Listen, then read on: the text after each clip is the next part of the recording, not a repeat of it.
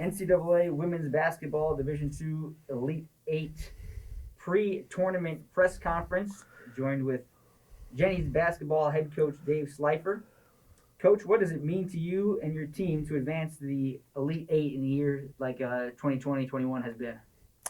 Well, I mean, our kids have looked forward to this all year long and didn't know if we'd be able to get it done with that many young kids, but I think we started playing well at the right time, and we were fortunate to host the regional, which also helped. So our kids were, to be honest, some of them didn't even understand exactly how hard it is. And I'm a longtime Division II coach, and this is only my second time that we've had the opportunity to go to the Elite Eight. So I think once I explained that a little bit, they understood, this is a big deal, and it is a great big deal.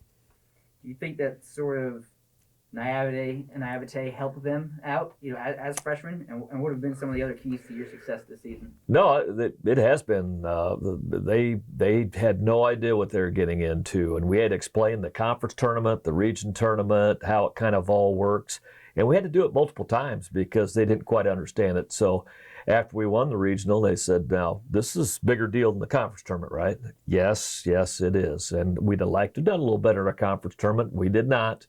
But we did put it together at the right time. And I think that with Gigi, Mcatee, and Van Hefty and Nija, who have been around for a while, that certainly helped mold the young kids. What have been some keys to your success throughout the season? I think it's almost every night somebody new pops up and puts some buckets in that you don't think will. And I think that one of the things with freshmen is they usually aren't very, very consistent.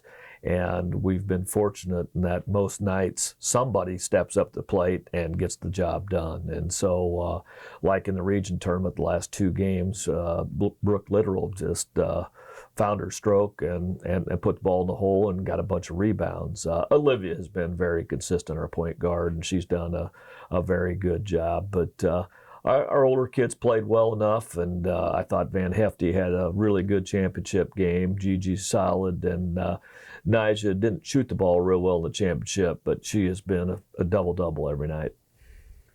Why do you feel that the Jennies have what it takes to be successful in the Elite Eight? I think we're deep. I think we've got different parts, and I think your point about the naivety is right. They don't think they know how big of a stage it is, and so I think that we should be able to, withstand some nerves and just get down and play basketball. You were here at the Elite Eight 4 years ago, national champions. What are some similarities and differences between the 2018 and the 2021 teams?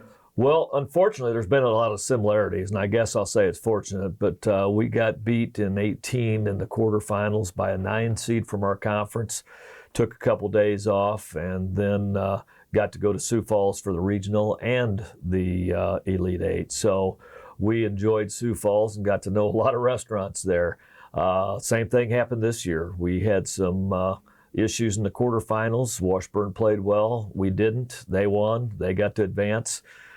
We took a little time off and came back, and it was fortunate that we got to host this year. It definitely, and our administration did a great job of hosting it. It was really, Lori Hopkins was tremendous in a weird year that, people had to be tested. You're trying to bubble people up, and we were able to do that. And one other thing that happened that was just kind of very similar was that in 18, Kayana Lee got hurt in practice before she was our center that year, and she got hurt in practice. We weren't sure we were going to have her for the regional.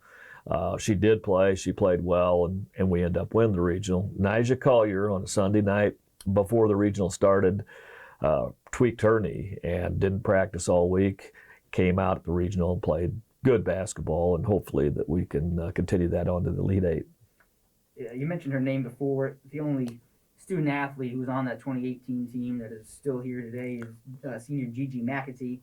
She didn't get into any Elite Eight games in 2018, but she's a starter this year, all-conference selection. Can you talk about the growth of Gigi in 4 years and the type of player she's become?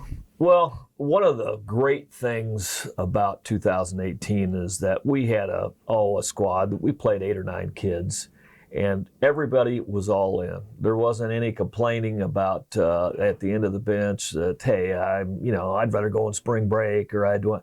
No, they were all locked in. It was a great time. And I think that experience and Gigi having that type of experience has helped some of the younger kids figure out, hey, even if I'm not playing, I'm still a big part of this thing, and it's going to be wonderful if we can make a big run into the Elite Eight. It's been quite remarkable what this team has done with, considering how young they are with the 7 freshmen that you said before. I mean, there's been times you've had 5 freshmen on the floor at once, so you've obviously relied on them a lot.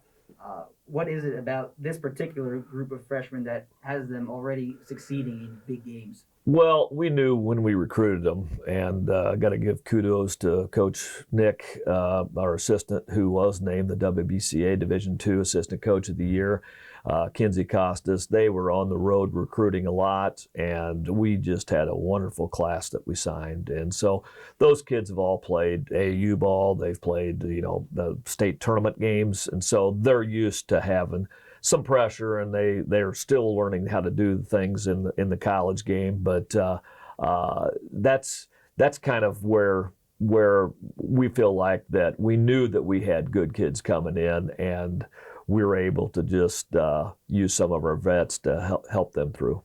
You got the 7 freshmen versus only 3 seniors. One of your seniors said it's like having a bunch of newborn puppies out there running around all the time.